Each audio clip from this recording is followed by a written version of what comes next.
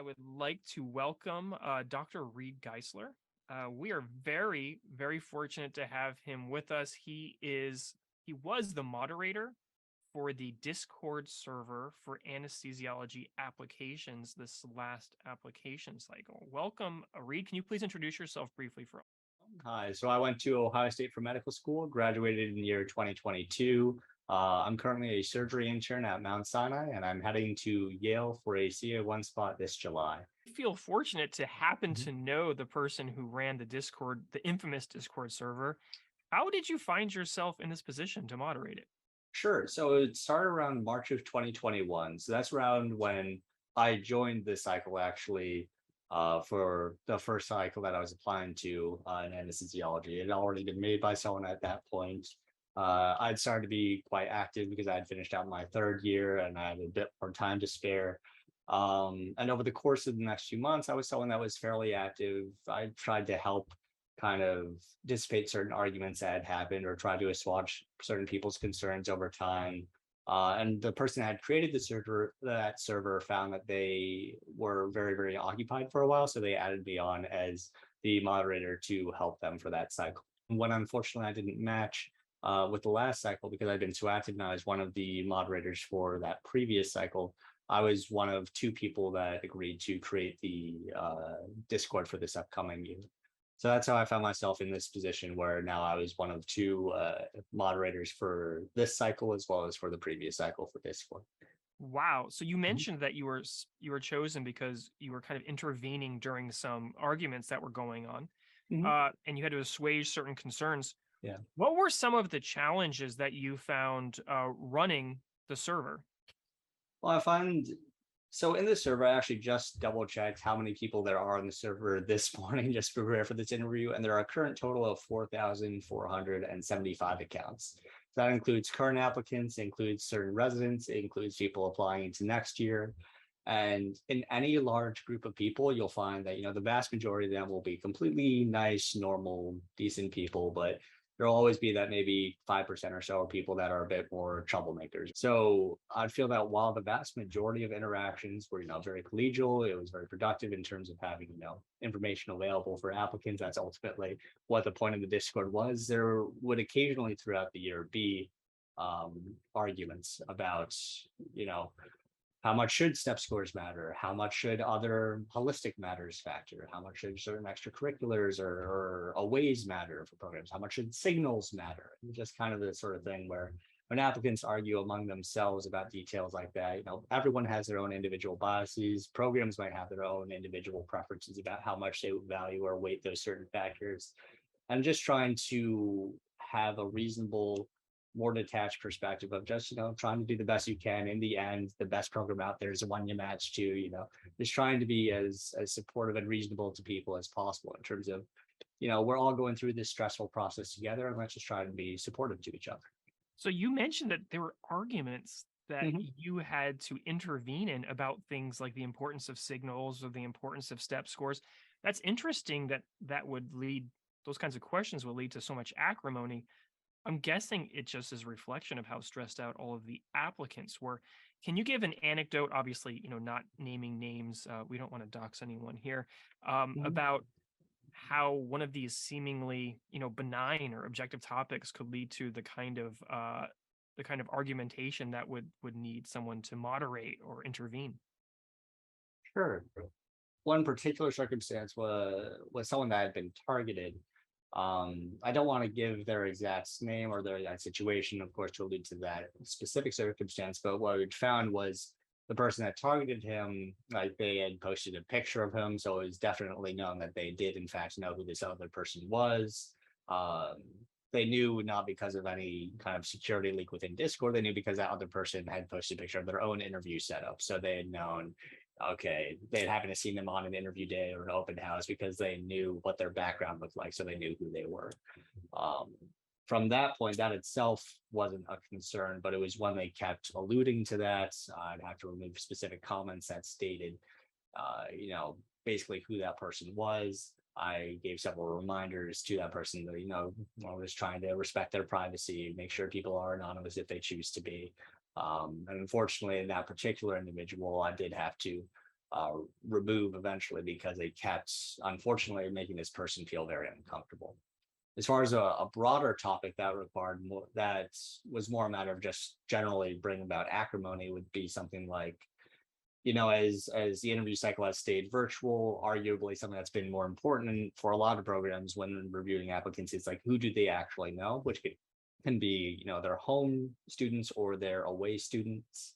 And that itself brings up some acrimony in terms of like, there are some students who might go on, 5 different aways, or there might be a student who can only go to one away or not even be able to afford an away. And so that's why some people have some concerns about that, where I feel like there's a certain line of thinking a lot of people have, and that's the virtual process has made things more inexpensive for applicants. But in reality, it just means that it's shifted the weighting of importance to aways, which can be very much expensive to get, housing in another place for a month. Interesting. Yeah. So much of the current changes have to do Mhm. with the notion of equity and fairness.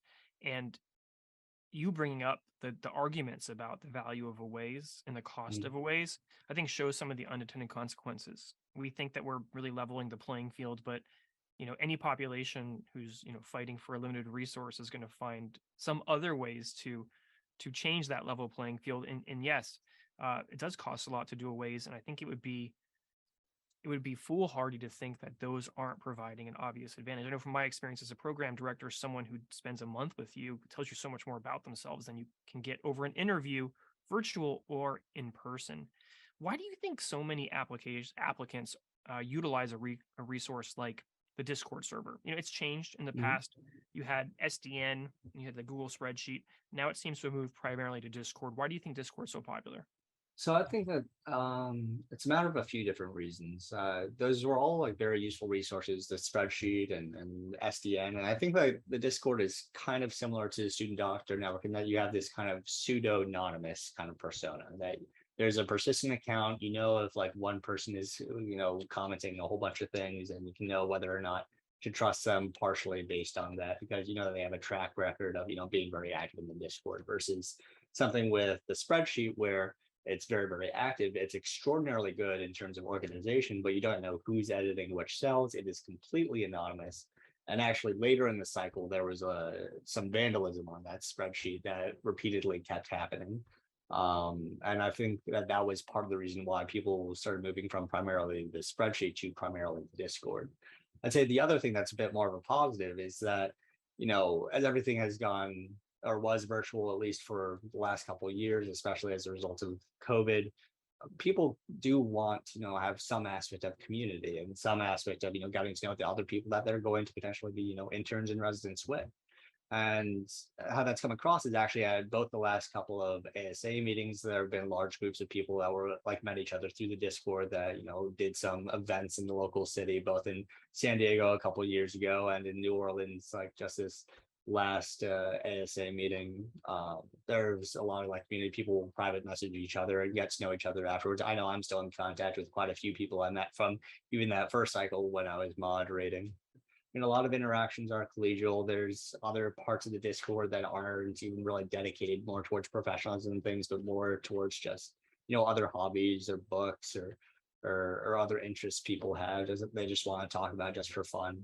And I think that that community aspect is something that Discord in itself particularly shines There could be some anesthesia in. educators, program directors, or people a little bit Mhm. older who might actually know what Discord is. So you mentioned Discord was initially started as a platform for people to talk about video games. Can you just briefly describe what makes Discord different from other online applications that people might be Sure. familiar with?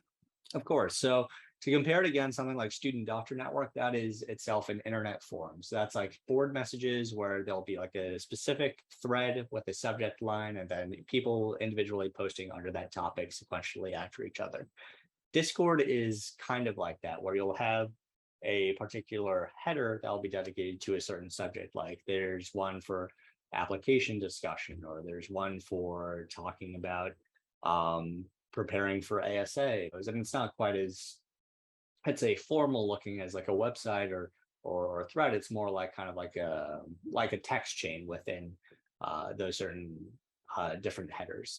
About midway through the cycle, people would occasionally say like, of your signals, please fill out this poll. Like of those five, from 0 to 5, how many of them have resulted in an interview for you? So applicants could get a sense, oh, okay, so on average, about 3 out of 5 or so, or 4 out of 5 of the people that the programs that people signaled did end up giving them. So the difference between like something like the Google spreadsheet and the Discord is that the Google spreadsheet is completely and totally anonymous, so that you don't know who exactly is writing what. There is a single person who is able to control permissions on this sheet, but otherwise it can be very easily messed with, unfortunately, and it just takes one person out of a group of several thousand people to really, really, destroy a lot of work that a lot of people have put into in the spreadsheet. Whereas with the Discord, control over permissions or what exactly people can and cannot post to, as well as the ability to ban an internet troll or someone that's acting very inappropriately towards someone else. I'll say something like that is much easier to facilitate.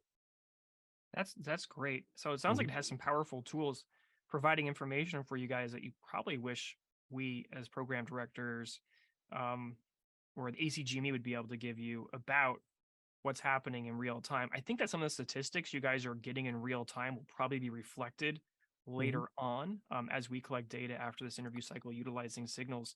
So as you were moderating, what were some of the major themes that came up this year? Like what did applicants seem most interested to be discussing about? I I think it very much changed depending on the point in the cycle that we were in. For example, I'm looking now at the next year's applicant Discord that was just started pretty much right around Match.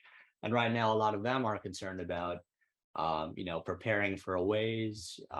Other than that, a lot of times people will ask questions that will try and help them to target towards their own applications. For example, a lot of these people preparing to apply now are like, hey, which programs did people experience seem to not have a very heavy emphasis on stats, or which programs did? Over the course of the interview cycle itself, people would also ask, hey, does anyone know if there are interview spots left at program X? Or hey, is there anyone that I could private message about how the interview day was set up at program Y, or what were people's interview impressions? Um, there's also early on in the cycle, I remember discussion about knowing what resources are available for preparing to apply. For example, not everyone knows that the ASA medical student component has a table and a database that says, okay, these are the open houses that programs are having throughout the year. I'd say having a way of, centrally referring to important dates and important resources like that was a pretty major point of the Discord. It's great. It seems like the Discord server is filling a lot of gaps that we should be filling as a profession or as residency program directors, or maybe they're out there. The ASA is doing a lot of great work. We at SCA try to do a lot of Mhm. great work, but it seems like it's filling the gaps in terms of the knowledge people don't have.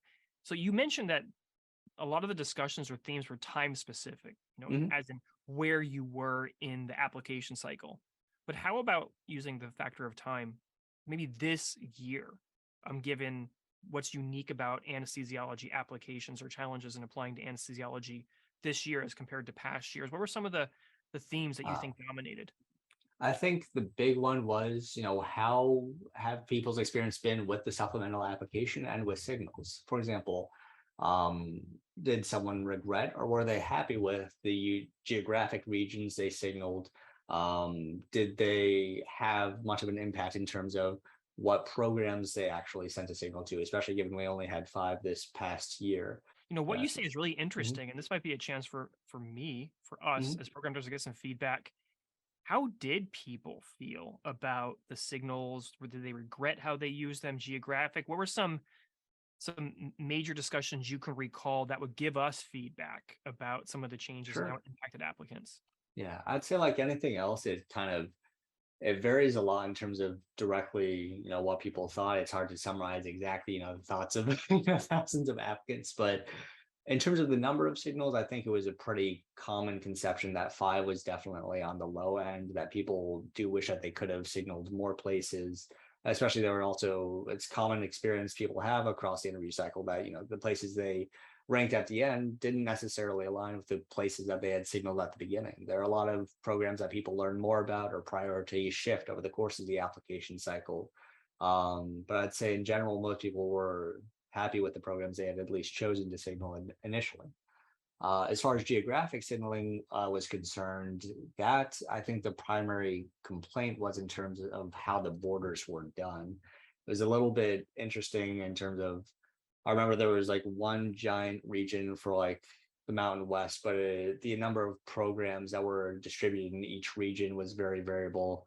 I remember the Northeast, I think, was split into two separate regions with someone that was on the mid-Atlantic, and it was a bit interesting if someone was on one of those border states, how they would regionally signal, especially given that it could be all three of their regions would be, they happen to be right at the border between all three regions. So I personally put the preference that I have no geographic preference. I would be happy to go anywhere for as long as I get good training.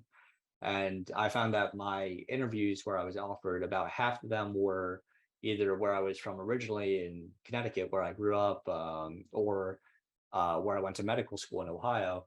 And the other half were kind of spread around the country, with a couple in California, one in Texas, a couple in Florida. Well, I think we've talked a lot as program directors. The SAAAPM has given some discussion, and a lot of the experiences you talk about, I think, were reflected on, and we should see some improvements next year. Mhm. Uh, so moderating something that gives all these applicants the chance to talk and actually express their anxiety, you must have had some really wild experiences. So are there any really interesting or like wild stories, of course, protecting people's identities that you can talk about based on your moderation? I think it was pretty interesting. So I was someone that was mostly anonymous, but it was the sort of deal where, okay, if someone really tried to, they could certainly figure out who I was based on things I'd written about programs, based on what I was saying this year.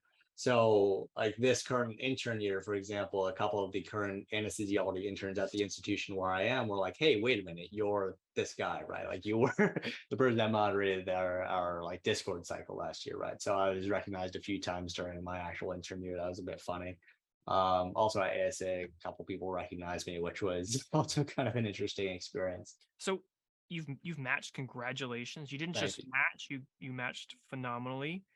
So after that experience, you've had all these conversations on Discord. You've moderated all these conversations.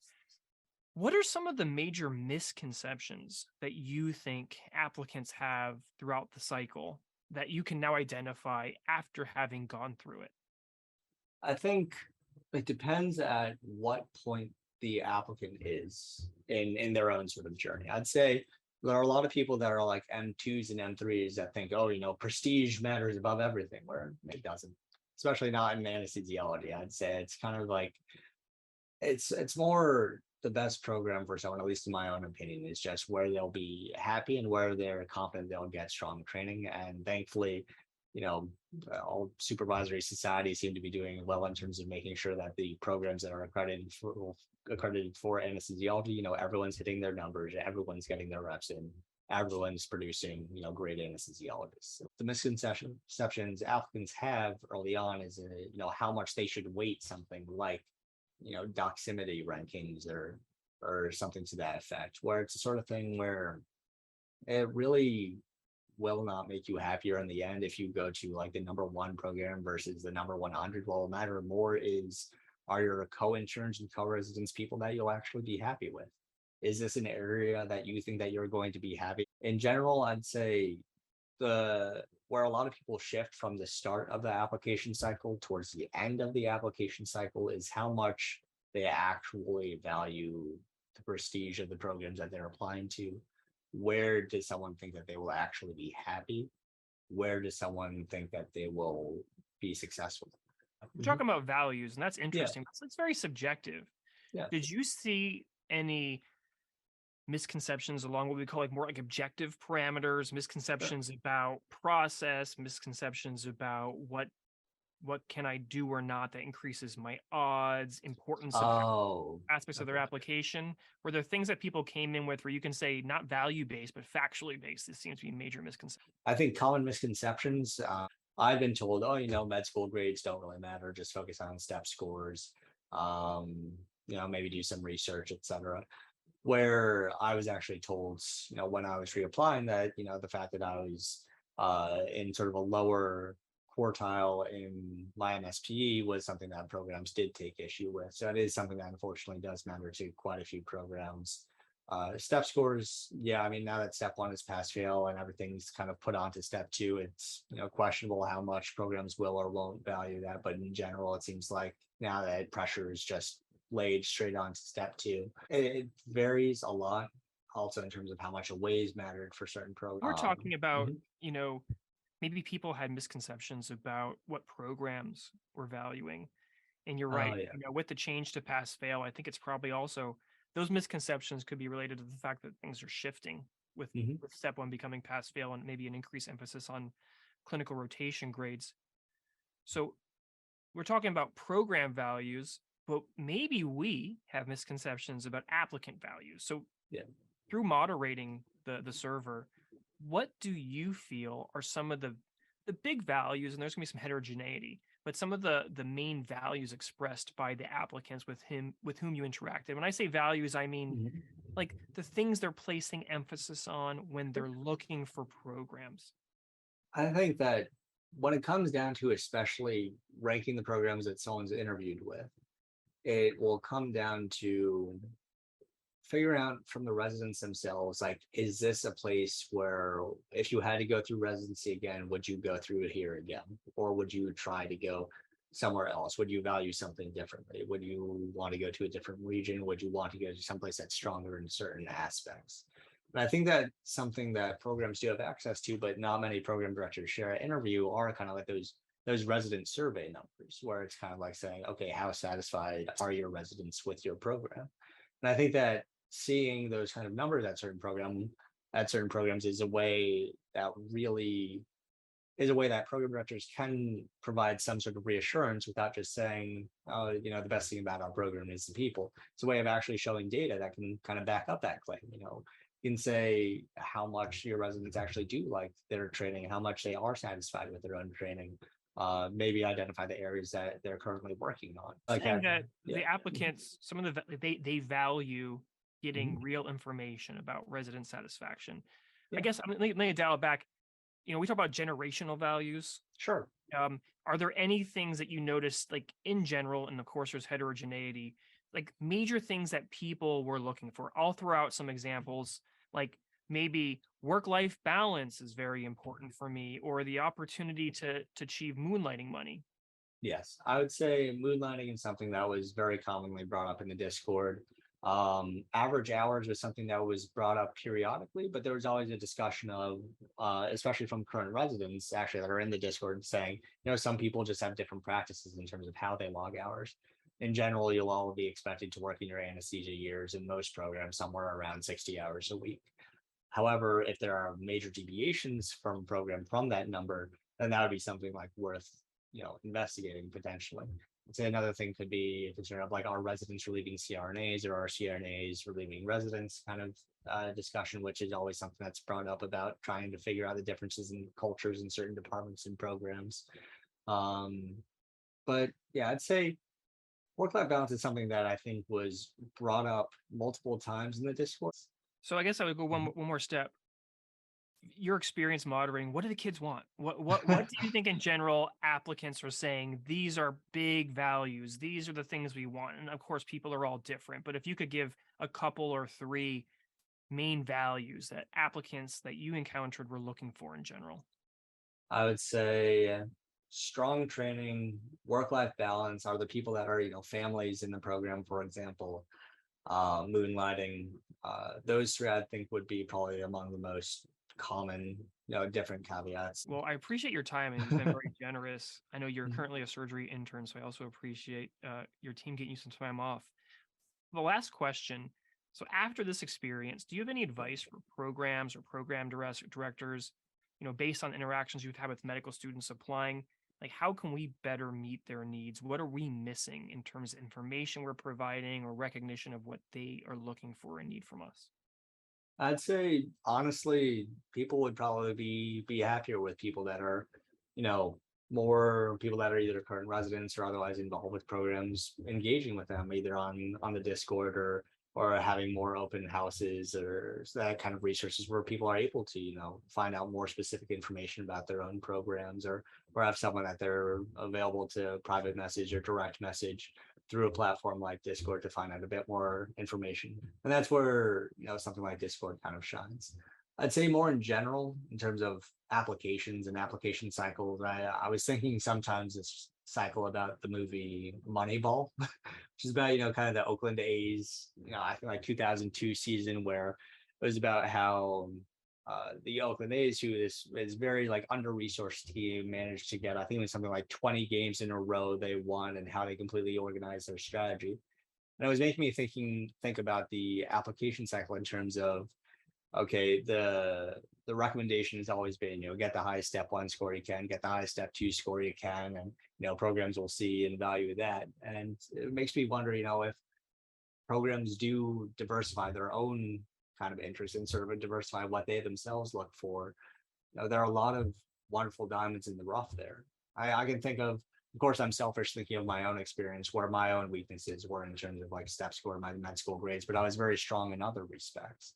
And I can think of other interns, even this year, I know that were reapplying, some of whom who successfully reapplied and some of whom unfortunately did not, in terms of, some people that are extraordinarily hard workers, extraordinarily kind people that unfortunately don't get the outcome that we all hope for in the end. And it's the sort of thing that, we all wish that we could be kind of flies in the wall and know exactly what goes on in those sort of backroom discussions. What do programs do truly matter versus what might be a misconception or based on general advice that people get about programs, when there could be much more specific information that programs might want to reveal or it seems like might prefer to be more guarded about in terms of what they value. Because the reality is that there are a lot of individual programs and individual applicants out there that all have their own strengths that aren't as standard as a number on a sheet, whether that is through step scores, whether it is through med school grades, whether it is through this other tertiary kind of grading platform some programs are using called Altus. I mean, it's the sort of thing where we're all kind of wired for objective information in some way. And unfortunately, a lot of times what people are looking for and what seems to matter in the end, at least based on my own experience in intern year, are things that really can't be quantified. And that's So the what sort I'm of thing hearing, where, yeah. what I'm hearing from you is Mhm. applicants would like to see more consistent engagement, Yes. maybe even through the platforms, Yeah. like to see us utilizing a more holistic review. And finally, maybe you'd like some insight into the process that we utilize so you know what kind of, for lack of a better term, game you're playing. I think that's actually great feedback that we can Mhm. use as program directors, and a lot of program directors will be watching this interview. So Reed, thank you. I really appreciate your time. Most importantly, congratulations on Thank your you. outstanding match with one of Mhm. the best program directors in the country, Dr. Bob Geiser. I really appreciate your time and all the best to you. Great success.